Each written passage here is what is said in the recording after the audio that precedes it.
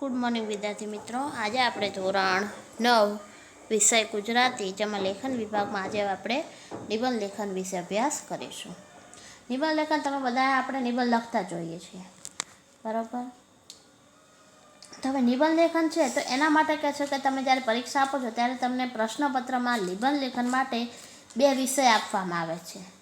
નિબંધ લેખન આપણે નાના હતા ત્યારે તમે 2જા 3જા ધોરણમાં હતા ત્યારથી તમે નિબંધ લેખન, જેમ કે આપણે ગાય વિશે નિબંધ લખવો હોય તો આપણે લખતા કે ગાયને એક પૂંછડી છે, 4 પગ હોય છે, તો એ ત્યારે આપણે એને 8 કે 10 લીટીમાં 8 કે 10 વાક્યોમાં લખતા. પછી ધીમે ધીમે તમે જેમ 5મા 6ઠામાં આવ્યા તો તમે એમ કે 100 શબ્દોમાં લખવા માંડે. તો એવી રીતે હવે અત્યારે તમારે નિબંધ હોય છે આશરે 200 શબ્દોમાં, એટલે કે 20 લીટીઓ આસપાસ કે છે લખવાનો હોય છે, બરાબર. તો પ્રશ્નપત્ર છે તેમાં પણ નિબંધ લેખન માટે તમને 2 વિષય આપવામાં આવ્યા હોય અને એમાંથી વિદ્યાર્થીઓએ ગમે તે એક વિષય પર કહે છે 200 શબ્દોમાં, એટલે કે આશરે 20 લીટીઓમાં નિબંધ લખવાનો હોય છે. તો હવે આપણે અત્યારે નિબંધ લખતી વખતે કઈ બાબતો ધ્યાનમાં રાખવી જોઈએ જેનાથી આપણે સારી રીતે નિબંધ છે એ કરી શકીએ. તેમાં પહેલું છે કે વિચારીને કોઈ એક વિષય પસંદ કરો. હવે તમારા જોડે દાખલા તરીકે તમને પ્રશ્નપત્રમાં 2 નિબંધ આપવામાં આવ્યા છે. દાખલા તરીકે આપણે માની લઈએ તમને પુસ્તકો સાથે મૈત્રી અને બીજું છે કે પ્રવાસનું મહત્ત્વ, જીવન ઘડતરમાં પ્રવાસનું. તમને આવા 2 મુદ્દા આપ્યા છે તો હવે 2માંથી તમને વિચાર લેવો કે ભાઈ તમને કયો વિષય છે વધારે પસંદ છે. દાખલા તરીકે તમને એમ થાય કે ના મને પુસ્તકોની મૈત્રી નિબંધ વધારે આવડે છે, એના વિશે વધારે જ્ઞાન છે, મને એ વિષય વધારે પસંદ છે, તો તમે એ વિષય પસંદ કરો. બીજું કે રૂપરેખા, આ રૂપરેખા એટલે કે તમે નિબંધમાં શું લખશો, એને કઈ રીતે તમે ક્રમ પ્રમાણે લખશો, તો એની કાચી રૂપરેખા કે છે તૈયાર કરી લેવી. કેમ કે જો તમારે તો કેમ કે આપણે કંઈ જોડણી ભૂલો હોય, વાક્ય રચનાની ભૂલો હોય, આપણને કંઈ યાદ આવ્યું હોય પહેલાં મારે આ લખવાનું હતું તો કંઈ રહી ગયું હોય તો એના માટે આપણે કાચી રૂપરેખા તૈયાર કરીએ તો આપણે પછી મુદ્દાઓ છે એને ક્રમ પ્રમાણે ગોઠવી અને કે છે લખી શકીએ. તો આવી રીતે નિબંધની કાચી રૂપરેખા ઉત્તરપત્રના છેલ્લા પાના પર તૈયાર કરી અને તમામ મુદ્દાઓને કે છે ક્રમમાં ગોઠવવા જોઈએ.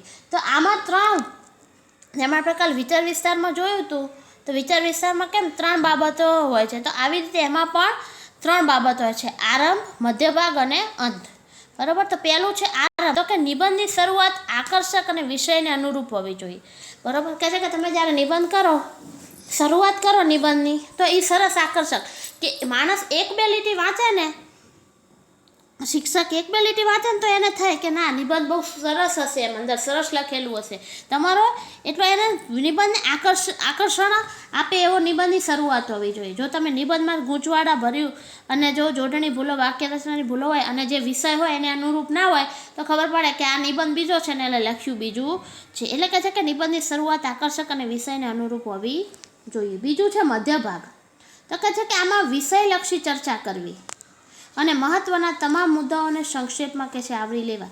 હવે મધ્યભાગ છે તો કે આમાં તમે જે વિષય છે તો તેના વિશે તમે નિબંધ લખો છો તે વિષય પ્રમાણે તે વિષયલક્ષીને દરેક મુદ્દા આવી જાય એવી રીતે કે છે વિષયલક્ષી ચર્ચા કરવી જોઈએ. અને એમાં મહત્ત્વના મુદ્દાઓ હોય, જેટલા તમે મુદ્દા લેવાના હોય તો દરેક મુદ્દાને સંક્ષેપમાં, પછી તમે એના 2-3 વાક્યને ફેરવી અને બહુ લંબાઈને લખો તો યોગ્ય કહેવાય નહીં. એટલે મુદ્દાઓને સંક્ષેપમાં એટલે ટૂંકમાં એને આવરી લેવાના.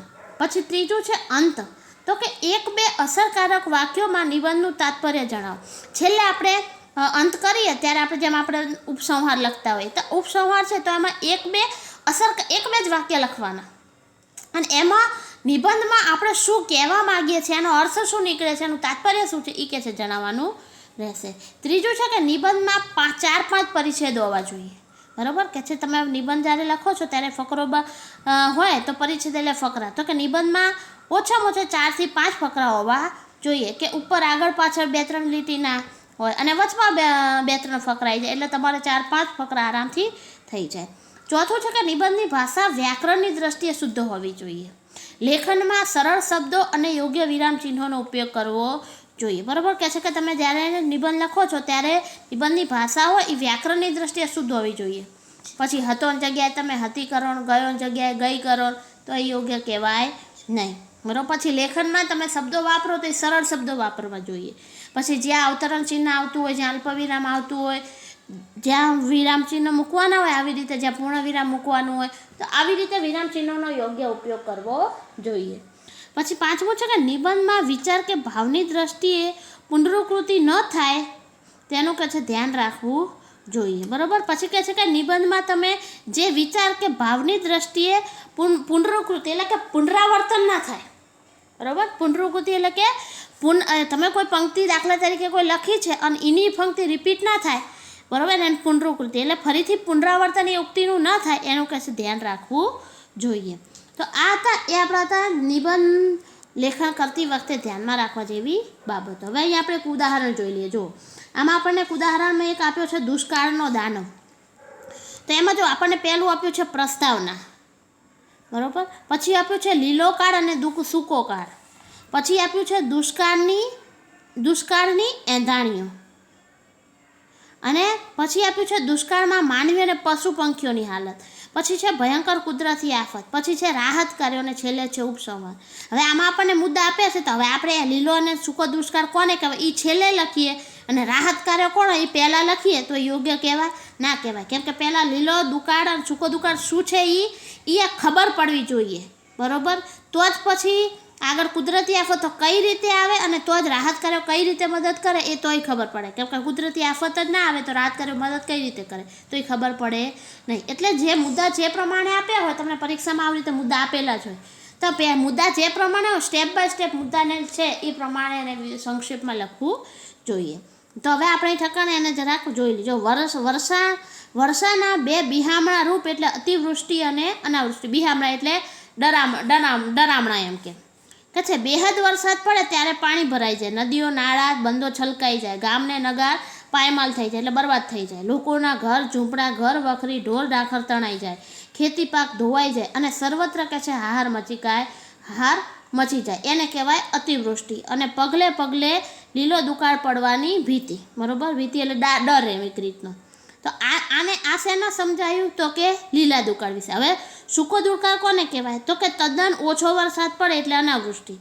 બરાબર. અને એને પરિણામે તો કે સૂકો દુકાળ પડવાની સંભાવના. લીલોતરી તો શું ઝાડનું ઠૂંઠું કે સૂકા ઘાસનું તલખલું એ જોવા ના મળે જ્યારે સૂકો દુકાળ પડે છે ત્યારે. વેદના ભર્યું વ્યાકુળ હયું મેઘરાજા પાસે પાણીની ઝંખના કે છે કરતું હોય છે એટલે ઈચ્છા કરતું હોય છે. ધરતીના અમી તો ક્યારના કે છે સુકાઈ ગયા. એટલે ધરતીમાં જે નીચે અંદર જે પાણી હોય છે એ તો ક્યારના સુકાઈ ગયા છે. તો નદી વાવ અને કૂવા છે તો એ પણ જળ વિહોણા એટલે કે પાણી વગરના જ બની ગયા હોય છે. ઘાસચારાની તીવ્ર અછત ઊભી થવાથી મૂંગા પ્રાણીઓ હોય છે એ તો કે છે આંગળામાં તરફડીને કહે છે કે એ તો જીવ કાઢી નાખે છે. આવી પરિસ્થિતિમાં ખાવા ન મળે ખાવા અનાજ અને ન મળે કે છે પીવા પાણી. આને કહેવાય સૂકો દુકાળ. એટલે જ કહે છે કે જ્યાં ને ત્યાં મળદાના ઢગ જાણે ધરતી પણ મોતનો કે છે વરસાદ વરસ્યો. જાણે એવું લાગે કે દુકાળ પડે ને ત્યારે બધા માણસો ટપ ટપ મળતા હોય છે. જાણે જોઈને એવું લાગે જાણે ધરતી ઉપર અત્યારે મોતનો વરસાદ વરસી રહ્યો હોય. બરાબર. કહે છે હજારો ખેડૂતો દેવાના બોજ નીચે દટાઈ જાય છે, અનાજની અછત ઊભી થાય છે, અનાજ ખૂબ મોંઘું થઈ જાય છે. ઘણીવાર સંગ્રહખોરો કે કાળા બજારીયાઓ નફાખોરી માટે અનાજનો કે છે સંગ્રહ કરી અને દુષ્કાળને વધુ કે છે અસહ્ય બનાવતા હોય છે. સંબંધો મરી પરવારે છે. આમ દુષ્કાળને પગલે પગલે અનેક યાતનાઓને આફતો રાફડો કાઢી નીકળતો હોય છે. તો આપણે આગળ જોયું તો આગળ જે આપણે જોયું કે ઘાસની તીવ્રતા મૂંગા પ્રાણીઓ તરફે મળે છે. બરાબર. તો જ્યારે તો આ બધું છે એ શેનું બતાવ્યું તો કે એ દુષ્કાળમાં માનવી પશુ પંખીની હાલત બને કે માણસો મરતા હોય છે. પછી કુદરતી આફતો તો કે વાહન વ્યવહારના સાધનોની સગવડ થતાં દુષ્કાળગ્રસ્ત વિસ્તારોમાં સરકાર અને રાહત કાર્યો શરૂ કરે છે. માનવીઓને અનાજ પાણી કપડાં દવા વગેરે અપાય છે. સદાવ્રતો શરૂ થઈ જાય છે. ઢોરો માટે ઘાસચારાનો અને પીવાના પાણીની તાબડતોડ વ્યવસ્થા થાય છે. ઢોરોને જીવતા રાખવા અન્ય સ્થળે સ્થળાંતર કરવામાં આવે છે. વિશ્વભરમાં કે છે દુષ્કાળ નાબૂદી ઝુંબેશ ઉબાડવાનું માનવી કે છે ક્યારે વિચારશે. બરાબર. કહે છે કે આવી રીતે તો અમુક જગ્યાએ જોવા મળે છે પણ જ્યારે આખા વિશ્વમાં આવી રીતે દુષ્કાળ નાબૂદી થાય તો એનું માણસ છે એ કહે છે કે ક્યારે ઝુંબાશ ઉપેડો માનવી ક્યારે વિચારશે એમ કે જો બધા ભેગા મળી થઈને આખું વિશ્વ કરે તો આરામથી કહે છે કે આજે દુષ્કાળ હોય તો એમાંથી આપણે બચી શકીએ છીએ. તો આ હતું આ હતો તો એ હતું દુષ્કાળનો દાનવ. બરાબર. તો આવી રીતે આ બધી બાબતો ધ્યાનમાં રાખીએ તો આપણે સરસ રીતે નિબંધ લેખન કરી શકીએ છીએ.